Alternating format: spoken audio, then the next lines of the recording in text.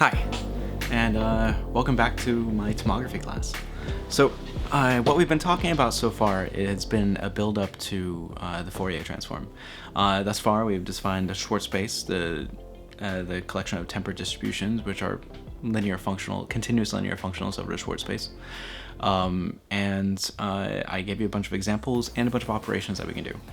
We concluded those operations with demonstration of the convolution of the delta function with a function in the Schwartz space, and generally speaking, the convolution of a function, a tempered distribution with a Schwartz space function. And this convolution property, this convolution definition also works when we're just talking about Schwartz space functions. That's going to be really important when we get to talking about the Fourier transform. But in the meantime, we still have other things we want to talk about with distributions. So the big thing that we're going to talk about now is convergence of distributions. So if you do analysis or numerical analysis or anything else like that, you're always concerned with being able to get good approximations or convergence of numerical schemes to quantities that you care about that might not be accessible without some sort of approximate method. And in particular, what we really care about is the delta function. So the delta function isn't actually a function itself, it's a generalized function or tempered distribution, depending on how you want to write it. Gelfand and Shilov, I think, were the two authors, wrote like a 6-volume treatise on generalized functions, which are more or less, basically functionals, spaces of functionals. So one of these generalized functions is the delta function. And so we'd like to take this delta function and we want to find ways of approximating it, because you can't just evaluate a delta function at any particular point. But the idea is that you can actually get a collection of linear functionals that converge to the delta function. And so provided you choose, if you have a sequence and provided you choose this n sufficiently large, you should be somewhat close to the delta function in some way. And what is this way that we mean? And basically, we're trying to define closeness in some way, but this dual space is not metrizable. So we need to come up with a different way of talking about convergence, and this is what we call a weak star topology. Weak star topology is not as complicated as it might sound. The star just comes from the fact that we're putting it on a dual space, and we define dual spaces by star. And weak, it basically means that this is some sort of convergence that happens after you take the integral. So when I say a sequence of tempered distributions converges to another sequence of tempered distributions, what I mean is that if you evaluate all of these tempered distributions at a Schwartz space function, then take the limit, which is just a sequence of real numbers, then that's going to converge for any choice of Schwartz space function. That is the weak star topology on the dual. So that just basically means it converges pointwise. The points for these tempered distributions are really just functions from our function space, and so we're just saying it converges given every single one of these. It's actually not a very strong criterion for convergence. You can have, say, pointwise convergence of regular function of continuous functions that do not converge uniformly to a continuous function. And so, generally speaking, this might be another source of why we call it weak. But in either case, it is a fairly straightforward definition, and it's what we got. So we say that Tn converges to T in the Schwartz space if Tn acting on phi converges to Tn phi for every phi in the Schwartz space. And that's that. So what we're going to do is we're going to give you that definition, and I'm going to show you a bunch of approximate identities, which are basically limits that converge to the Schwartz space, to the delta function. And these are going to be sort of the foundation of a lot of the sampling theory that we're going to be looking at later on after we define the Fourier transform and the Fourier transform of periodic functions. So anyway, without further ado, why don't we go ahead and jump into that. All right. Okay, so let's see. So today we're going to be talking about the convergence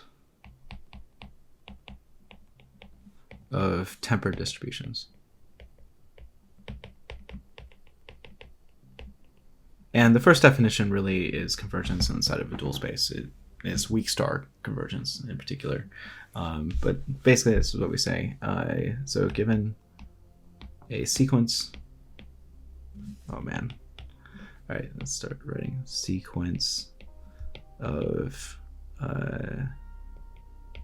tempered distributions, say Tn inside of the Schwartz space dual, little star there. And that is supposed to be Tn. There we go. We say that Tn converges to T with that little like upper hat. If and only if for every phi inside of the Schwartz space, we have that Tn, the sequence that implicitly comes from taking Tn, applying it to phi, which is the same as Tn on phi, converges to T of phi for all phi. Oh, I already said for all phi. Yep. So that is what we mean, and what we can say is that so we'll note this is a sequence of real numbers. So that's what that means. Okay. And so that's what this is, and so this is called weak star convergence.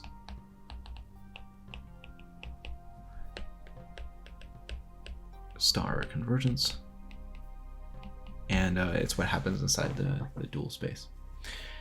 Okay, so the first, and so we're following chapter 11 still in applied analysis,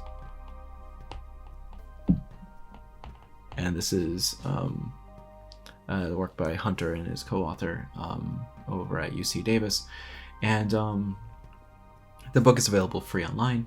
Do not confuse it though with Landschatz's applied analysis, which is like from the 1950s. Both very, very good books. But this one from the guys over at UC Davis is free from their website. And if I remember, I'll put a link in the description. If not, just nag me. Okay, so let's take a look at the first example. The first example is pretty interesting. And it's actually something that's about the Fourier transform, although they don't call it the Fourier transform. So we're going to let Tn be the distributions in, say, S star of, and we're just looking at the real numbers, not Rn, defined by, and now they give us this, so we're saying that Tn acting on phi, right, this is the same as just saying Tn on phi, is equal to n cubed times the integral of r over r of e to the I nx phi of x dx. Now what makes this interesting is that if I were to take the Fourier transform of phi, this is actually the same as phi, where this is sort of the, this is a frequency we're looking at n. And so what we're going to show, we will show that Tn of phi converges to 0 for all phi, and hence we would have that Tn converges in weak star to the 0 distribution. The 0 sending phi identically to 0 is actually a linear operation, and it is in fact a continuous linear operation because it's constant. So this is definitely inside of S star. But we're saying that this operation is going to be taking that to 0, and that might be surprising because we're basically saying multiplying something by n cubed, and this is just some sort of bounded term times phi, and but still that goes to 0. And more or less what this says is that it from the Fourier transform bit is it basically says that smoother functions, or let's just say the Fourier transform of smoother functions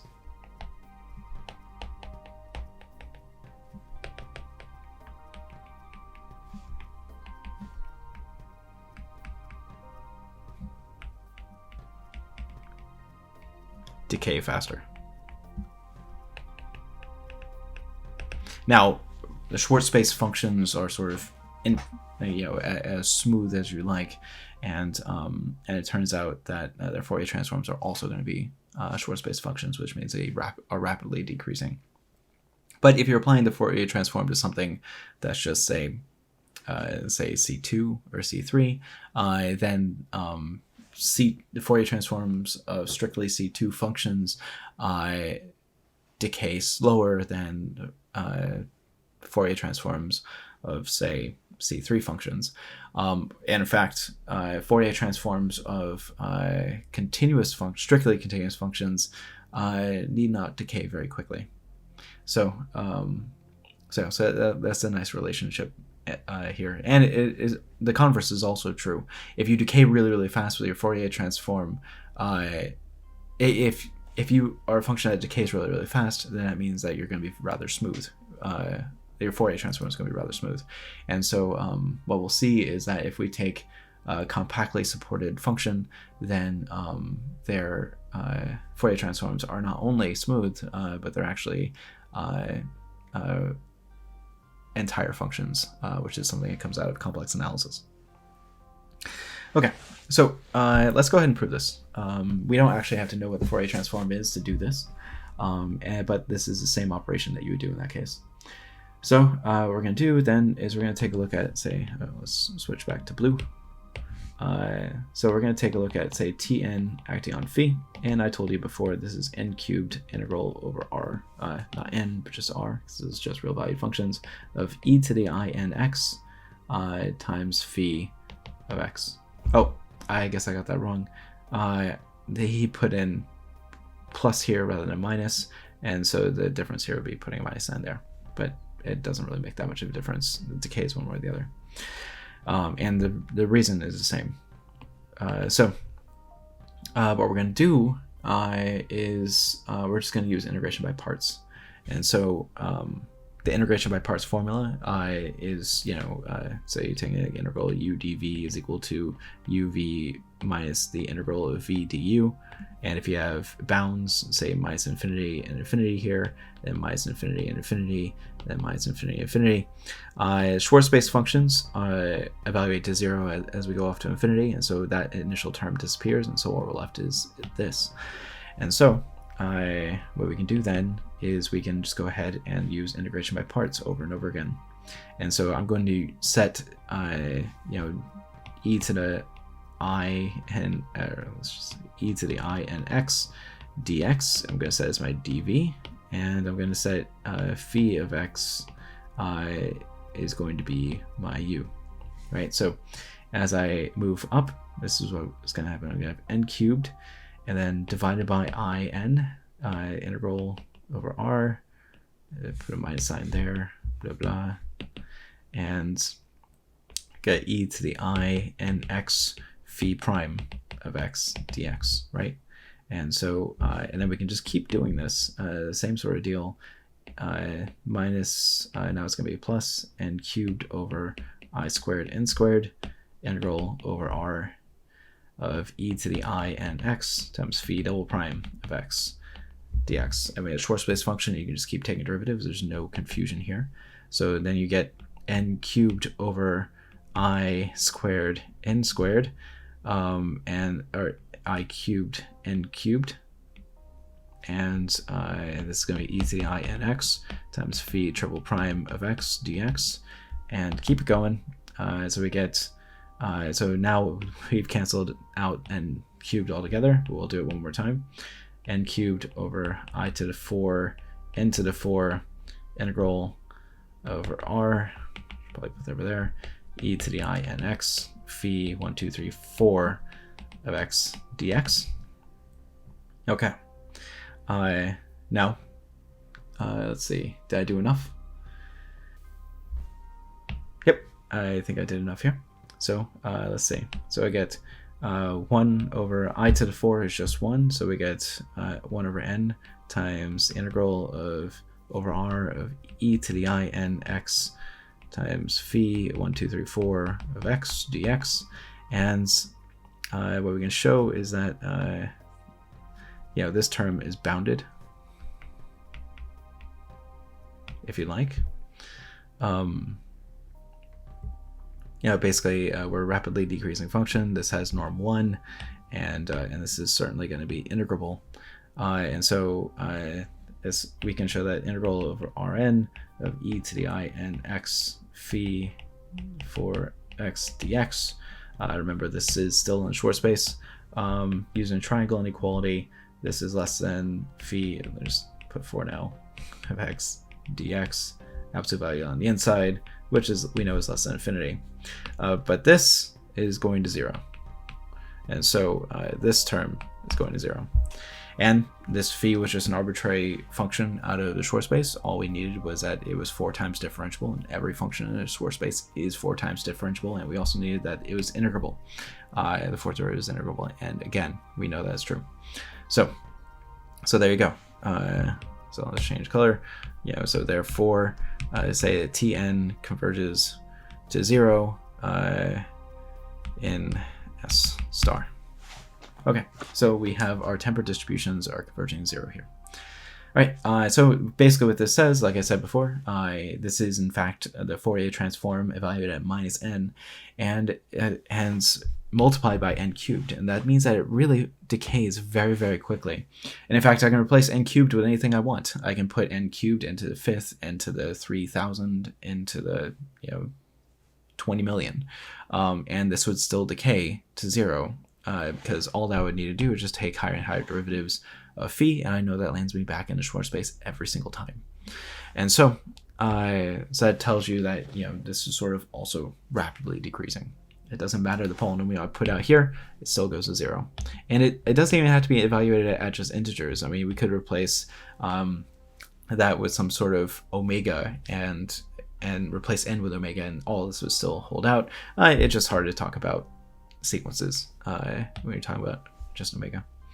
Anyway, but yeah, so that's something that we picked up here before we even talked about Fourier transform, is that the Fourier transform of smooth functions leads to fast decay.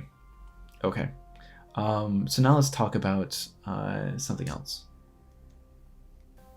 So the remainder of the things that we're going to talk about today are going to be things that we call delta sequences.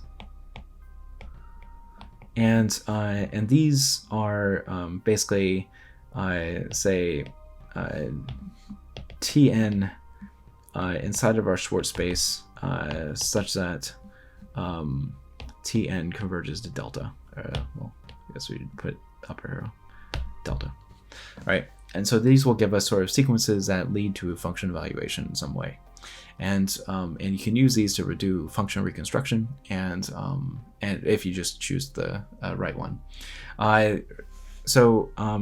What we're particularly going to care about is what we want, say Tn to be a sequence of regular distributions, so that we can actually properly talk about functions. So that's what we're going to be talking about. So mostly, we are actually going to be talking about T sub Fn converging to S, to the delta sequence, to the delta quote function. And so, so this is a delta sequence. All right. So let's go ahead and start talking about a couple of examples. There's a really simple one, and there's this one. So example, it's going to be Tn of phi is equal to n over 2 times the integral from negative 1 over n to 1 over n of phi of x dx. And this again is going to be regular. It is the same as if you take a look at over Rn, over R. We can actually figure out how it's a regular distribution just as an example. They didn't do this in the book, so just give me a minute. So essentially, what we're looking at is phi is going to be multiplied by some function like this. So this is at 0, and this is minus 1 over n, and this is at 1 over n. And so yeah, so you can think of it in terms of, say, the Heaviside function, which would be like this, and this Heaviside function is going to be h of x plus 1 over n, I believe. So if x is at, say, negative 1 over n, so that should work. I basically just shifted that jump over there. And then we want to subtract off another Heaviside function, or actually, is it subtract or do I want to multiply? Yeah, I can actually just multiply. That'll work out fine. So now I want to multiply another Heaviside function that basically is 0 after this point. And then the product of those two should work out. And so that's going to give me h of x, so we're going to flip it around, minus x, and then we're going to shift it forward, so minus 1 over n. And so this should give me h of minus x plus 1 over n. Let's see. So when I put in x equals 1 over n, that is going to be my 0 point, right here, and then it's flipped. So yeah, that should work out. So then basically what we're putting in here, let's do this in purple. So we're going to have h of x plus 1 over n times h of minus x plus 1 over n. And so now I can see that this is represented as a regular distribution, just to drive home that point. So basically the functions that we're talking about, we're converting this integral that is negative 1 over n to 1 over n, and I'm just turning it into something that will just be 0 outside of 1 over n and 1 inside of there. And that's what we get. Okay, not super important. All we're going to do is integrate like this, but later on when we talk about some single processing concepts, this sort of thinking is going to help us. Okay, so now we want to see what this becomes. It's not actually too hard. So let's see. So we have Tn of phi is equal to n over 2, was it? Yeah, n over 2 times the integral of minus 1 over n to 1 over n of phi of x dx. And my guess is that this is going to be, we're going to have Tn of phi should be converging to phi of 0. And why is that my guess? Well, if you take a look at the graph here, we're going to have 1 over n, so plus 1 over n, minus 1 over n, and we're going to have something that is height of, say, n over 2. So when I take the total area of this, is going to be n over 2 times 2 over n from my base, which is equal to 1. And if I take a look at, say, phi, whatever phi does, eventually we're going to get small enough so that phi doesn't change too much in that area. So actually, let me just move phi so we don't see it as being related to the height there. There we go. There we go. So that is my phi. And so this is going to be my, say, phi of 0. And as we get closer and closer to phi of 0, this difference between the y values is going to go really small. So for large enough n, we're going to have a small enough base that phi naught isn't actually going to vary over much. phi is not going to vary very far from phi naught. So the integral should be, roughly negative 1 over n to 1 over n of 2 over n of just phi naught times dx, and that is just going to give us 2 over n times n over 2. Sorry, that should be n over 2 here, and I got backwards, but it's fine. Times phi naught, and that's just phi naught. So ultimately, this is how I'm thinking, is that, for continuous functions, if we stick in a small enough neighborhood, they don't change much from what they are at the center point. So let's go ahead and take a look. What I can do to make this more precise is I'm going to use a mean value theorem for integrals. And what the mean value theorem for integrals says is that the integral, integral over ab of, say, phi of x dx is equal to phi xc, so some evaluation point, times b minus a. And this is for some c inside of ab. Right? So that means if I take our favorite little equation here, and that basically means that this is going to be equal to n over 2 times the integral from 1 over n to 1 over n. Oop, let's just kill the integral now, just applying this. So we're going to have phi of c, which depends on n, of, the difference between the endpoints, which is 2 over n. Right, so this is equal to phi of c of n, and we see that c of n has to live inside of negative 1 over n to 1 over n, which means that the difference between c of n and 0 has to be less than or equal to 1 over n, which means that cn has to go to 0. Double implication here, convergence here. So let's just stay consistent with that. So thus, let's put a new color, red, I guess. Thus, we have that Tn of phi must converge to phi at 0 for all phi, because all this mean value theorem for integrals really requires is that phi must be continuous, and, well, every function in short space is. So that means that Tn converges in weak star to delta, by definition. Okay, there we go. So that's our first delta sequence. It's really simple. I kind of talked it up a lot, but really it just came down to like 2 lines of the mean value theorem, and yeah, so cool.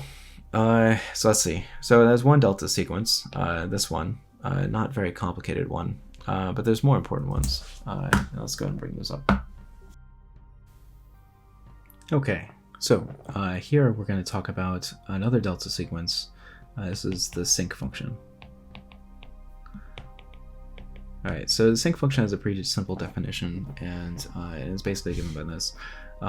Is sinc of x is equal to, so here we have sine of x divided by x. This is for x not equal to 0. And when x is equal to 0, we define it as 1. And I mean, basically, we know that sine of x is equal to, say, x minus x cubed over 3 factorial plus x to the 5th over 5 factorial, etc. Minus, I guess. And so if we divide sine of x divided by x, then we're going to get 1 minus x squared over 3 factorial plus x to the 4th over 5 factorial, etc.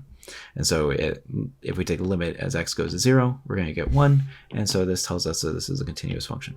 All right. So that's nice. And let's see. It turns out that you can actually compute well, first of all, strictly speaking, the integral of the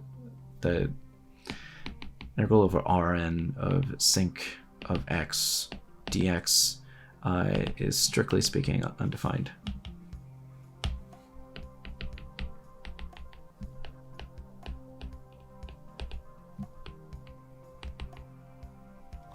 And that's because 1 over x is basically a bounded term that does not go to 0 divided by x, and x doesn't actually have convergence. But in the, we can take a, but you can say, but by a contour integral, we can show that this converges. So the integral from minus r to r of sinc of x dx is equal to 0 if we take a limit as r goes to 0, or it goes to infinity. And so if we take, and specifically this integral where we go from minus r to r and all this, this might be a little confusing if you're not familiar with how integrals are actually defined. But if we're talking about this, and usually we're talking about what is called Lebesgue measure, and we need to be able to show that basically a net of a net would converge to this, basically given any sort of a way that we try to take integrals. And so we might, so this might be caring about, say, if you integrate from 0 to like 2n and then later expand out to minus n or something like that in order to get r, and sort of maybe an imbalanced sort of integral. And so that sort of approach wouldn't end up working. But if you do take a symmetric approach to this, minus r to r, you can get a number out of it, and that number happens to be pi. So that's what we're going to be writing on here. So here, so basically it gives a proposition in applied analysis. They're saying for n in n, we're going to let say sigma sub n of x be equal to sine of nx divided by pi x, and then we have that sigma n converges to delta, so that's an upper arrow thing, in S star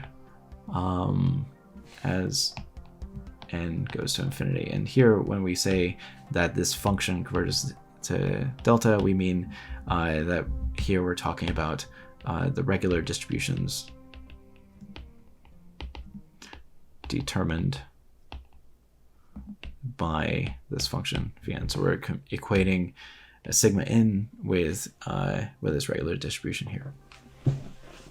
Okay, so let's take a look and see how we can get that. So if we take a look at the proof, we start off with we have sigma n of x, and we can rewrite this as n over 2, n over pi. I don't know what happened there. So n over pi of sinc of nx. So we multiply and divide by n, and then we pull that pi out, and then you get matching arguments top and bottom. That can be written as sinc x. So that's nice. And so and then basically what we can take from this is that the integral from r to r, taking limit as r goes to infinity, of sigma n of x dx is equal to 1, right? From the contour integral argument. Okay, so that's nice. So now let's go ahead and start talking about it. So we're talking about, say, Tn acting on phi.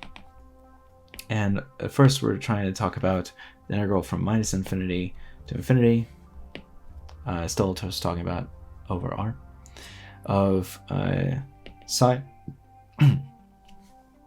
of, say, sigma n of x times phi of x dx. Now the authors here say to split this integral into x being bigger than or equal to 1, sine of nx divided by pi x of phi of x, dx, and we're also taking this and we're taking a look at the absolute value of x less than 1. So we have sine of nx divided by pi x times phi of x dx. All right, and now we're going to take a look at each of these individually. So to start with, we're going to take a look at this guy.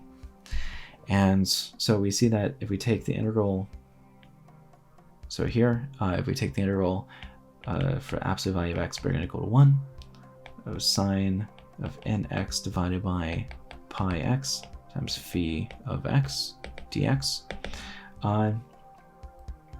then what I can do is I can go ahead and use integration by parts, and it's going to give me this 1 over n times cosine of nx times phi of x divided by x, evaluated at -1 and 1, and plus 1 over n times the integral of the absolute value of x greater than or equal to 1.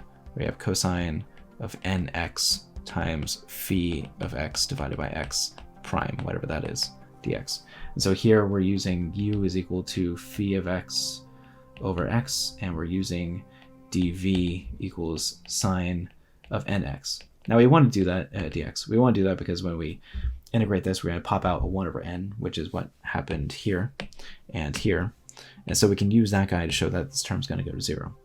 Now, this evaluated at -1 and 1 is certainly going to be bounded. Phi of 1 divided by 1 is just going to be phi of 1, and this is a bounded term, bounded by 1, and so all of this is divided by n. So we're going to say that this term definitely goes to 0. That this term goes to 0, basically you just need to look at phi of x over x prime, and that's going to give you, what is that, phi of x prime times x minus phi of x divided by x squared. So the if we isolate the cosine of nx divided by x squared and then multiply it by phi prime of x times x minus phi of x dx, this quantity here in green is bounded because phi is a Schwarzschild function, and this is integrable. So that means that this whole thing is bounded. And so then this times 1 over n basically tells us that this term is going to 0. All right, so that's the first integral goes to 0.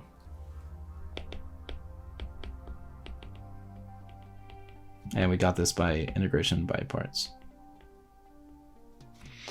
Okay, now let's take a look at the second one. And this is where all the magic's going to happen. So we just isolated this bit, we're saying it's going away, and we don't have to worry about it. So now we want to take a look at this bit. All right, so then the second part here is we're looking at the integral of the absolute value of x less than or equal to 1 of sine of nx divided by pi x times phi of x and dx. Okay, so I'm going to add and subtract 0 to start with. So that's going to be integral of absolute value less than or equal to 1, and it's going to be sine of nx divided by pi x times phi of x minus phi of 0 dx plus some phi of 0 times this integral of absolute value of x less than or equal to 1 of sine of nx divided by pi x dx.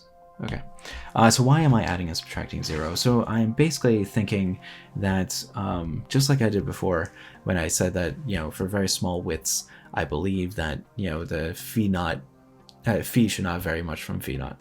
And that's kind of the same sort of intuition that they're having here. It doesn't quite look that way, but what we're going to do, but you can basically, if you try to move the nx and make a substitution, for saying y is equal to nx, and then you can basically move the n inside of the phi, and so then it's going to be basically, here, let's just write this out. So if I write y is equal to nx, then that tells me that dy is equal to n dx, and it tells me that y over n is equal to x, and so then we can look at this integral as sine of y divided by pi, and then we're going to have an n pop out here times y, and then we're going to have a phi of y over n, and this is going to be over dx, say dy, and it's going to be, and we're going to divide by n with that change too. So then we're left with this. So basically, what we can see is that, with this integral, and now we have new bounds, so we have the absolute value of x is going to be less than 1, but absolute value of x is the same as the absolute y over n. It's less than or equal to 1. So then we're going to say that, absolute value of y is less than or equal to n. So it sort of spreads this out. But basically, we're spreading out phi, and so we're just kind of seeing that as sort of like, as phi gets flatter and flatter, it's going to change less from phi naught, and so that's more or less the intuition. But this is all intuition here so far.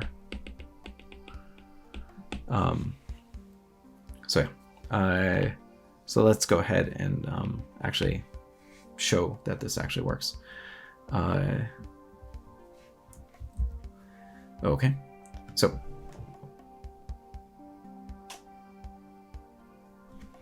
the way we start here is we say that phi of x minus phi of 0 is actually equal to x times psi of x for some c infinity function psi. And this really just comes down to the infinite differentiability of phi at the origin. So no big deal there. Let's see. And that's more or less actually the definition of differentiation. Okay, so not too bad. So then we can go ahead and rewrite that first integral there, as that is going to be the integral of sine of nx times psi of x. And this is the absolute value of x less than or equal to 1, and say 1 over pi. So the x will cancel there. And then this dx. And then if we basically use integration by parts, again, we're going to spit out a whole bunch of 1 over n's or whatnot. And it's going to basically give us a 1 over pi over n squared if we want of stuff, bounded stuff, just like what we did with that first delta sequence that we that first term, that the first convergence example that we had here that showed that a term goes to 0. It's the same exact process, and so basically this tells us that it's going to go to 0. So that's good. And let's go ahead and see what happens to the other piece. So if we take a look at the second piece, there, we have phi of 0 is equal to times the integral of absolute value of x less than or equal to 1 times sine of nx divided by pi of x dx. Now I'm actually going to use that substitution I just told you about. So I'm going to write n, well, I already told you the substitution, so let's write that out. So we're going to have phi of 0 times the integral of, we're going to have the absolute value of y less than or equal to n of sine of y divided by pi of y dy.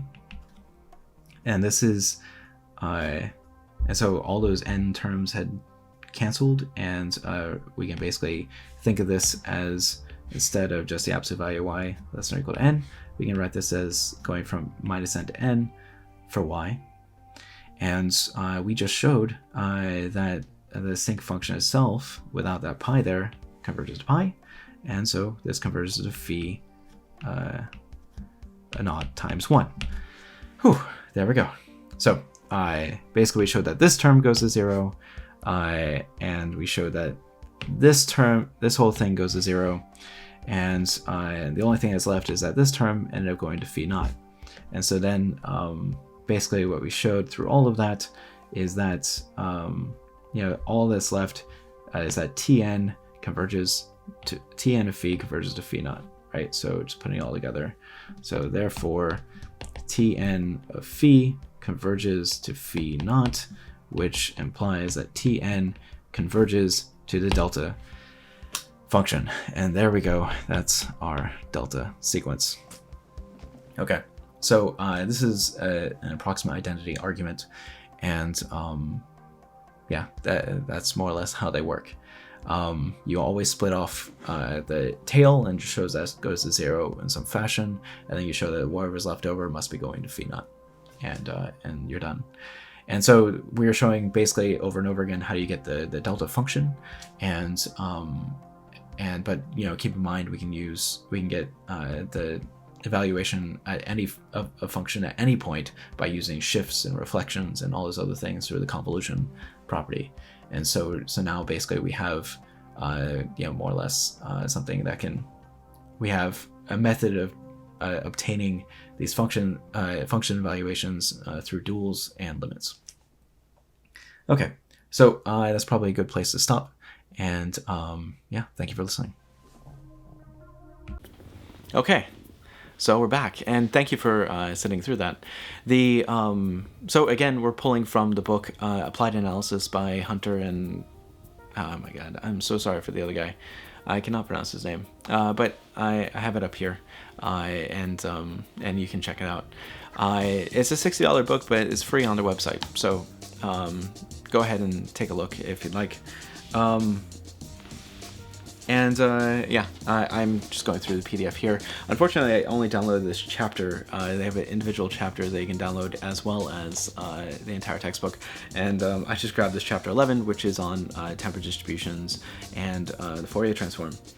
So it's a really handy book. I really recommend it. It goes over the basics of functional analysis, and yeah, and it's a good book. Anyway, so what we talked about today were tempered distributions and their convergence. And I gave you a bunch of examples, and one principal example is the sinc function, which converges to the delta function. And that's something that really comes up a lot when we talk about Shannon sampling theory and other things like that. So yeah, I think this is a good place to stop, and next time we actually get into the Fourier transform. All right, thank you for listening, and I'll see you next time.